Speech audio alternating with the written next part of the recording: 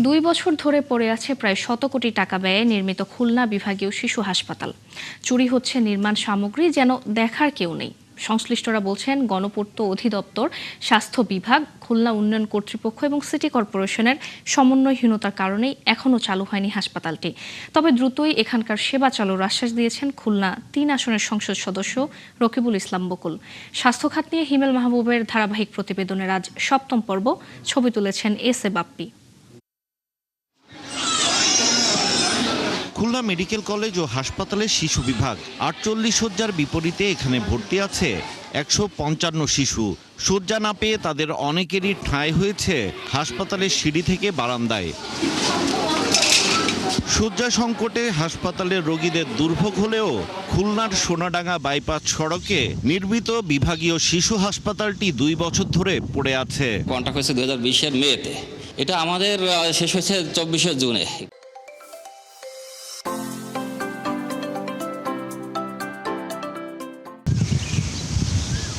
হাসপাতাল নির্মাণের কাজ শেষ হলেও এখানে সীমানা প্রাচীর, প্রধান ফটক, রাস্তা, বৈদ্যুতিক সংযোগ সহ অনেক কাজই বাকি আছে। স্বাস্থ্য অধিদপ্তরের বিভাগীয় পরিচালক জানান, এজন্য গণপূর্ত বিভাগ থেকে আরও 12 কোটি টাকা চাওয়া হয়েছে।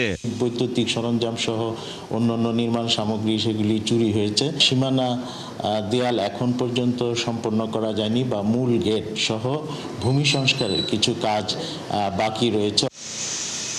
দেশে যখন হামে শত শত শিশুর মৃত্যু হচ্ছে, তখন এরকম একটি অবকাঠামো পড়ে থাকায় বিস্ময় প্রকাশ করেন খুলনা 3 আসনের সংসদ সদস্য ও জাতীয় সংসদের হুইপ রকিবুল ইসলাম বকুল। জানান, দ্রুতই হাসপাতালটি চালু করা হবে। এই রাস্তাটার যে বেহাল অবস্থা, এটা কেডিএ বলছে এটা আমার না, এটা সিটি কর্পোরেশন বলছে এটা আমার না, কেডিএ। এই যে আমলাতান্ত্রিক জটিলতা, এটা এতদিন ধরে আছে। এই যে 2 বছর যাবৎ এই এত বড় একটা স্ট্রাকচার পড়ে আছে অব্যবস্থাপনায়, যতটা তাড়াতাড়ি সম্ভব কার্যকরী ভূমিকা যাতে নিতে পারি সে ব্যবস্থা গ্রহণ করব।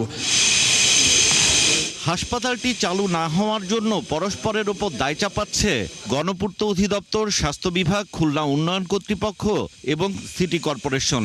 খুলনায় শিশু স্বাস্থ্যসেবার সংকট যখন চরমে, তখন 100 কোটি টাকার বেশি ব্যয়ে তৈরি হচ্ছে বিভাগীয় এই শিশু হাসপাতালটি। তবে একটি হাসপাতাল মানে শুধু অবকাঠামো নির্মাণ নয়, প্রয়োজন অনেক যন্ত্রপাতি। তার চেয়ে বেশি প্রয়োজন দক্ষ জনবল। হাসপাতালটি চালুর জন্য কত সময় অপেক্ষা করতে হবে সেই প্রশ্ন খুলনাবাসীর। হিমেল মাহবুব, 71, খুলনা।